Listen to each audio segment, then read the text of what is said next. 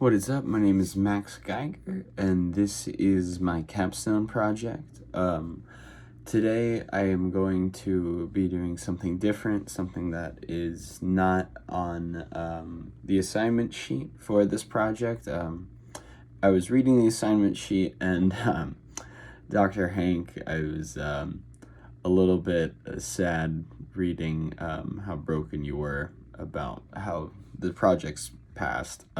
So I wanted to do something different, bring something new to the project, kind of just bring some new life to it. So my favorite part of the semester was the time we spent reading sonnets, which I didn't expect for myself. I'm not really a poetic guy of any by any means.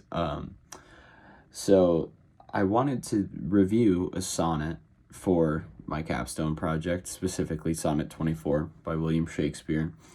And I wanted to first read the sonnet for you, and then I have translated the sonnet into basically modern day English, how we would speak it now.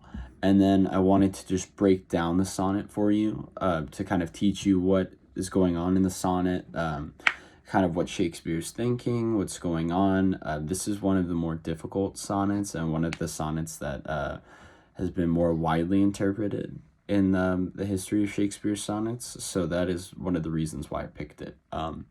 So this is Sonnet 24, and I spent some time listening to a few people read it out loud, so hopefully I do it some justice.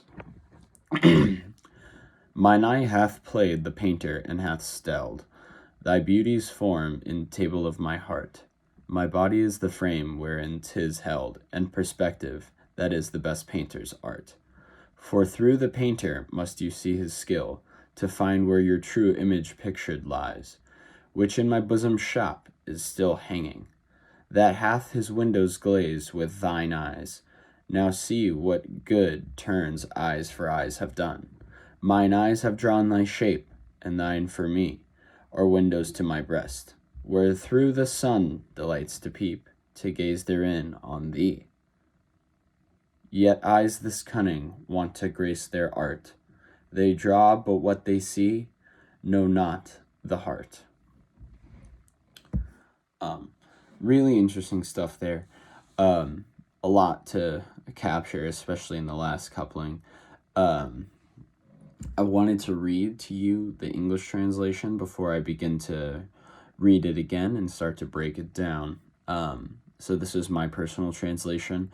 My eye is the painter and has painted a portrait of your beauty on my heart. My body is the frame that holds it. It is a painter that creates the portrait that perfectly captures the essence of beauty, and your portrait is hanging in my heart, my eternal studio, forever. Our eyes have done us each a favor. My eyes have painted you, and yours have allowed me to see into my heart. But eyes, my eyes, can only capture what is on the outside. They do not know what lies beneath. So basically, just to really, really quickly break it down before I get into the actual sonnet again, Shakespeare basically puts himself as a poet into a painter, and the metaphor is that he is drawing to himself as the painter to demonstrate that painters can capture beauty better than anybody, but even painters can only capture so much because it is relative. Like the understanding of beauty, the understanding of someone is only, it's, Shakespeare is basically saying it is superficial in a sense, where you cannot necessarily you cannot see the true beauty of someone unless you truly understand them and know what's in their heart, which is fair, and I agree with that. But I think the principle that Shakespeare also tries to promote in this, where he, I don't want to say obsessive, more of just honoring and flattering. The way that he acts as the poet toward the youth is a little off-putting toward me. Just in the standpoint that The metaphor seems a little bit too forward. I don't know. I wanted to read the sonnet again and kind of just break it down line for line. My eye hath played the painter and hath stelled. So stelled means to carve or to paint. A pretty common verb back in the Renaissance times. Thy beauties form in the table of my heart.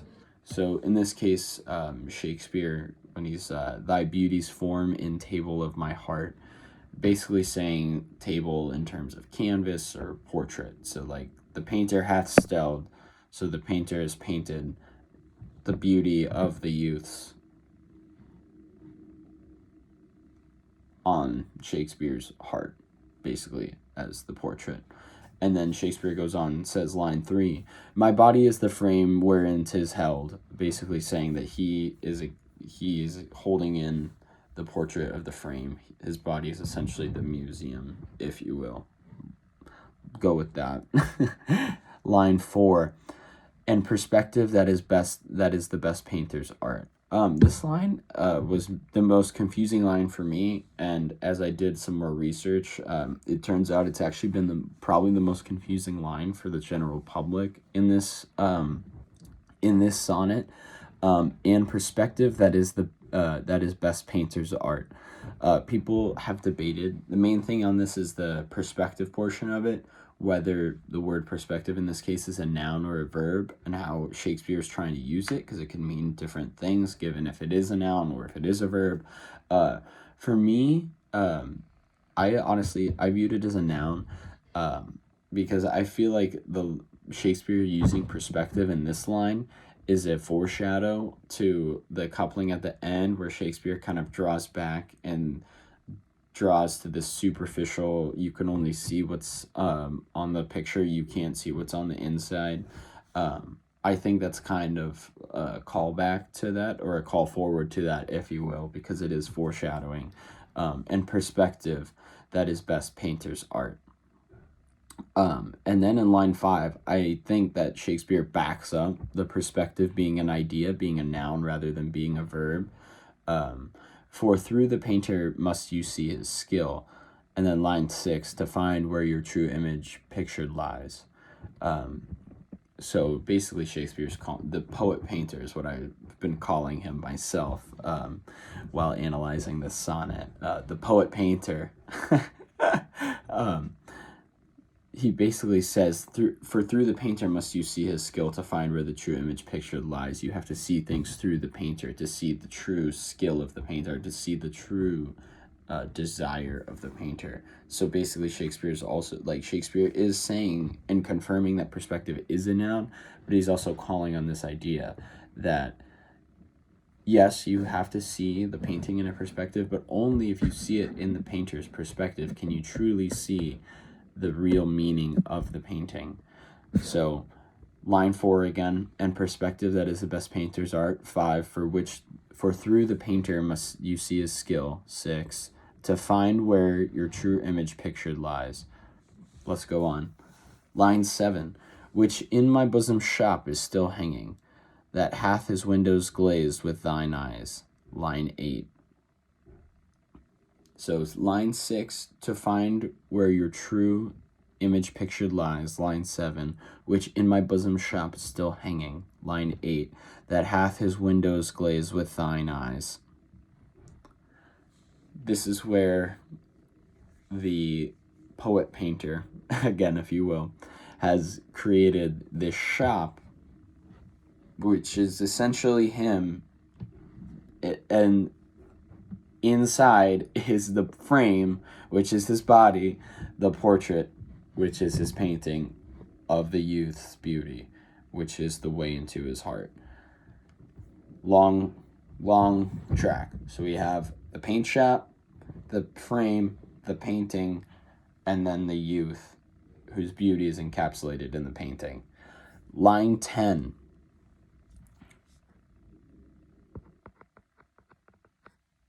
Or line 9, pardon me. Now see what good turns eyes for eyes have done. Line 10. Mine eyes have drawn thy shape, and thine for me are windows to my breast, where through the sun delights to peep, to gaze therein on thee. So that's the last line 9, 10, 11, and 12, right before the last coupling. Now see what good turns eyes for eyes have done. Mine eyes have drawn thy shape, and thine for me are windows to my breast, where through the sun delights to peep, to gaze therein on thee.